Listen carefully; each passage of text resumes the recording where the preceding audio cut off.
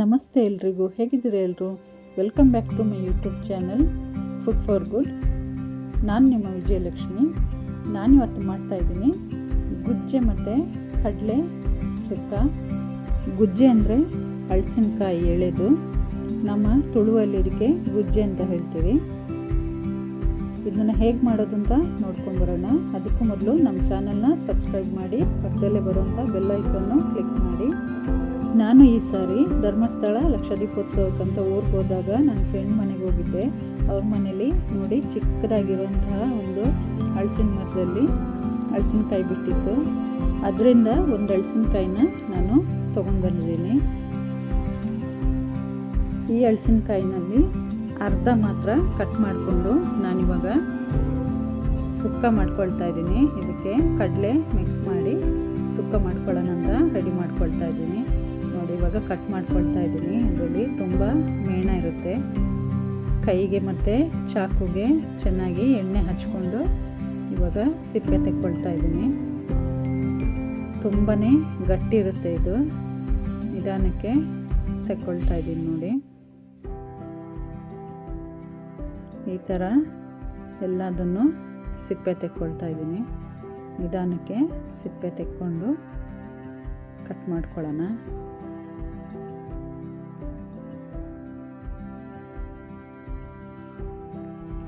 ಎಲ್ಲ ಸಿಪ್ಪೆ ತೆಕ್ಕೊಂಡಾಗಿದೆ. ಇವಾಗ ಇದನ್ನು ಕಟ್ ಮಾಡ್ಕೊಳ್ತಾ ಇದ್ದೀನಿ. ನೋಡಿ, ಇದರಲ್ಲಿ ಮಧ್ಯದಲ್ಲಿ ಈ ಥರ ಬರುತ್ತಲ್ವ, ಅದನ್ನು ತೆಕ್ಕೊಳ್ಬೇಕು.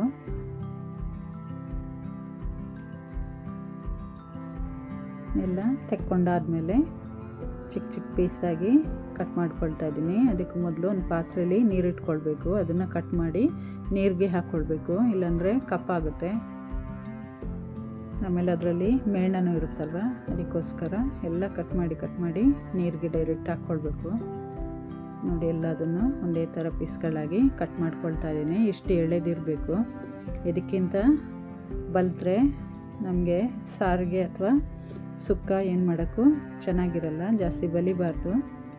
ಸ್ವಲ್ಪ ಎಳೆದನ್ನೇ ನೋಡಿ ತಗೊಳ್ಬೇಕು.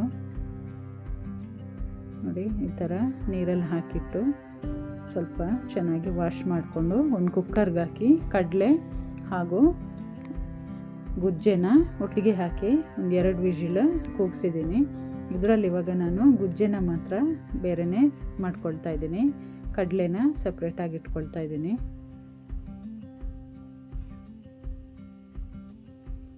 ನೋಡಿ, ಈ ಥರ ಮಾಡಿಕೊಂಡು ಇವಾಗ ಒಂದು ಕಲ್ಲು ತಗೊಂಡು ಅದನ್ನು ನಿಧಾನಕ್ಕೆ ಚಚ್ಕೊಳ್ತಾ ಇದ್ದೀನಿ.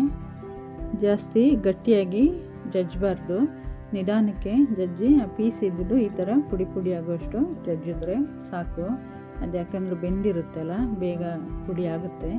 ಹಾಗಾಗಿ ಜಸ್ಟ್ ಒಂದು ಸಾರಿ ಈ ಥರ ಪ್ರೆಸ್ ಮಾಡಿದ್ರೆ ಸಾಕು. ಎಲ್ಲ ಪೀಸ್ಗಳನ್ನೂ ಈ ಥರ ಜಜ್ಕೊಳ್ತಾ ಇದ್ದೀನಿ.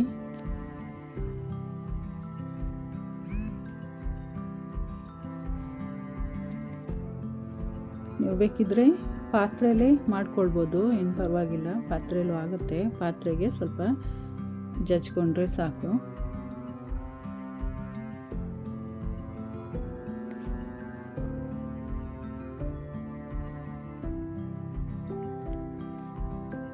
ನೋಡಿ, ಎಲ್ಲದನ್ನು ಜಜ್ಕೊಂಡಿದ್ದೀನಿ. ನೋಡಿ, ಈ ಥರ ಮಾಡಿಕೊಂಡ್ರೆ ಸಾಕು. ಈ ಥರ ಲೇಯರ್ ಆಗಿ ಬಿಟ್ಕೊಳ್ಬೇಕು. ಅದು ಅಷ್ಟು ಜಜ್ಕೊಂಡ್ರೆ ಸಾಕು.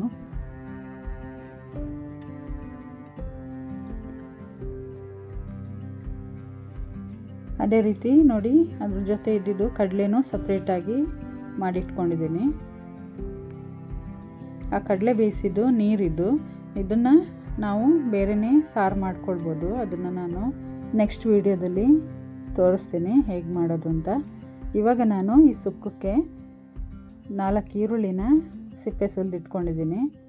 ನೋಡಿ, ಈ ಥರ ಕಟ್ ಮಾಡ್ಕೊಳ್ತಾ ಇದ್ದೀನಿ ಸಣ್ಣಕ್ಕೆ.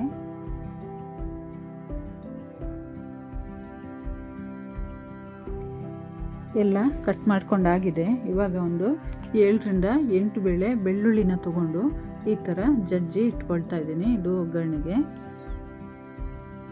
ಹಾಗೆ ಅರ್ಧ ತೆಂಗಿನಕಾಯಿನ ತುರಿದಿಟ್ಕೊಂಡಿದ್ದೀನಿ.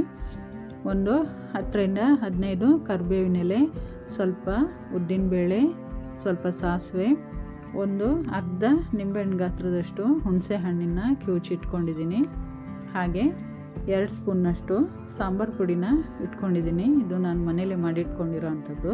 ಪಲ್ಯಕ್ಕೆ, ಸಾಂಬಾರಿಗೆ ಎಲ್ಲದಕ್ಕೂ ಆಗೋ ಹಾಗೆ ಮಾಡಿಟ್ಕೊಂಡಿದ್ದೀನಿ.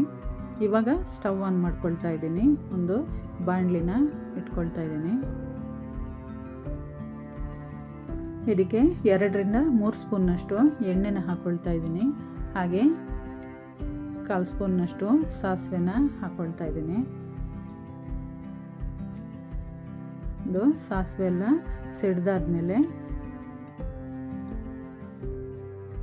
ಕರಿಬೇವನ್ನ ಹಾಕ್ಕೊಳ್ತಾ ಇದ್ದೀನಿ. ಅದಾದಮೇಲೆ 1 ಸ್ಪೂನ್ನಷ್ಟು ಉದ್ದಿನಬೇಳೆನ ಇಟ್ಕೊಂಡಿದ್ದೆ, ಅದನ್ನು ಹಾಕ್ಕೊಂಡು ಫ್ರೈ ಮಾಡ್ಕೊಳ್ತಾ ಇದ್ದೀನಿ. ಉದ್ದಿನಬೇಳೆ ಸ್ವಲ್ಪ ಫ್ರೈ ಆದಮೇಲೆ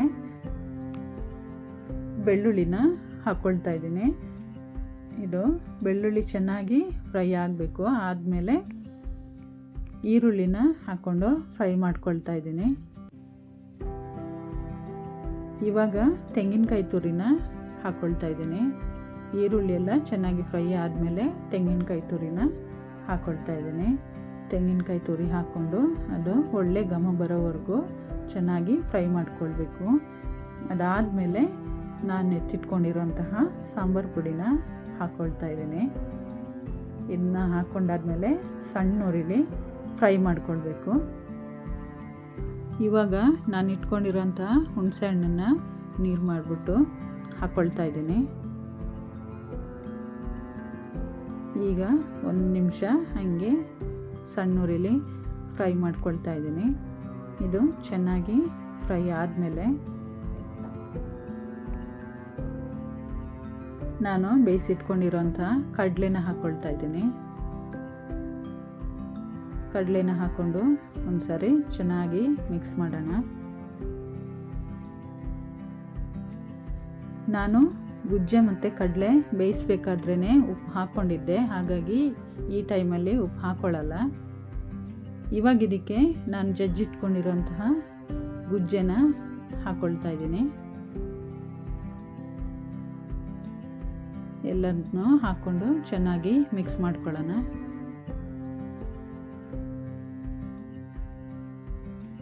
ಉರಿನ ಮೀಡಿಯಮಲ್ಲಿ ಇಟ್ಕೊಂಡು ಇದೇ ರೀತಿ ಚೆನ್ನಾಗಿ ಮಿಕ್ಸ್ ಮಾಡಬೇಕು. ನಾವು ಹಾಕಿರೋ ಎಲ್ಲ ಮಸಾಲೆಗಳು ಅದಕ್ಕೆ ಚೆನ್ನಾಗಿ ಎಳ್ಕೊಳ್ಳೋ ಹಾಗೆ ಮಿಕ್ಸ್ ಮಾಡ್ತಾ ಒಂದು 2ರಿಂದ 3 ನಿಮಿಷ ಮೀಡಿಯಮ್ ಉರಿಲಿ ಫ್ರೈ ಮಾಡೋಣ. ಈ ಗುಜ್ಜೆ ಮತ್ತು ಕಡಲೆದು ಸುಕ್ಕ ತುಂಬಾ ಚೆನ್ನಾಗಿರುತ್ತೆ, ತುಂಬಾ ಟೇಸ್ಟಿಯಾಗಿರುತ್ತೆ. ನಮ್ಮ ಕಡೆ ಎಲ್ಲ ಫಂಕ್ಷನ್ಗಳಲ್ಲೂ ಈ ಗುಜ್ಜೆ ಸಿಗೋ ಅಂಥ ಸೀಸನಲ್ಲಿ ಪ್ರತಿಯೊಂದು ಫಂಕ್ಷನಲ್ಲೂ ಈ ಗುಜ್ಜೆದು ಯಾವುದಾದ್ರೂ ಒಂದು ರೆಸಿಪಿ ಇದ್ದೇ ಇರುತ್ತೆ. ಅಷ್ಟು ಇಷ್ಟ ನಮ್ಮ ಕಡೆ ಪ್ರತಿಯೊಬ್ಬರಿಗೂ, ಹಾಗೂ ಅಷ್ಟೇ ಚೆನ್ನಾಗಿರುತ್ತೆ.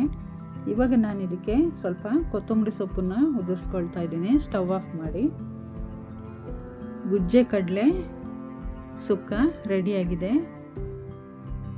ನೋಡ್ತಾ ಇದ್ದೀರಲ್ಲ ಎಷ್ಟು ಚೆನ್ನಾಗಿ ಕಾಣಿಸುತ್ತೆ. ನೋಡಬೇಕಾದ್ರೇ, ಇನ್ನು ತಿನ್ನಬೇಕಾದ್ರೆ ಎಷ್ಟು ಚೆನ್ನಾಗಿರ್ಬೋದು. ನೀವು ಒಂದ್ಸಲ ಖಂಡಿತ ಟ್ರೈ ಮಾಡಿ ನೋಡಿ. ತುಂಬಾ ಚೆನ್ನಾಗಿರುತ್ತೆ. ಅದು ಕುಸ್ಲಕ್ಕಿ ಗಂಜಿ ಜೊತೆ ಇನ್ನೂ ಟೇಸ್ಟಿಯಾಗಿರುತ್ತೆ. ನೀವು ಖಂಡಿತ ಇದನ್ನು ಟ್ರೈ ಮಾಡಿ ನೋಡಿ. ಹೇಗೆ ಬಂದಿದೆ ಅಂತ ಕಮೆಂಟ್ ಮಾಡಿ. ನಮ್ಮ ಚಾನಲ್ ನಿಮಗೆ ಇಷ್ಟ ಆಗಿದ್ದರೆ ಸಬ್ಸ್ಕ್ರೈಬ್ ಮಾಡಿ, ಪಕ್ಕದಲ್ಲೇ ಬರೋವಂಥ ಬೆಲ್ ಐಕನ್ನು ಕ್ಲಿಕ್ ಮಾಡಿ. ಇದರಿಂದ ನಾನು ಹಾಕೋ ಪ್ರತಿಯೊಂದು ರೆಸಿಪಿಗಳ ವಿಡಿಯೋನು ನಿಮಗೆ ನೋಟಿಫಿಕೇಷನ್ ಬರುತ್ತೆ. ಅದೇ ರೀತಿ ಈ ರೆಸಿಪಿ ನಿಮಗೆ ಇಷ್ಟ ಆಗಿದ್ದರೆ ಲೈಕ್ ಮಾಡಿ, ನಿಮ್ಮ ಫ್ಯಾಮಿಲಿ ಫ್ರೆಂಡ್ಸ್ಗೂ ಶೇರ್ ಮಾಡಿ. Thank you.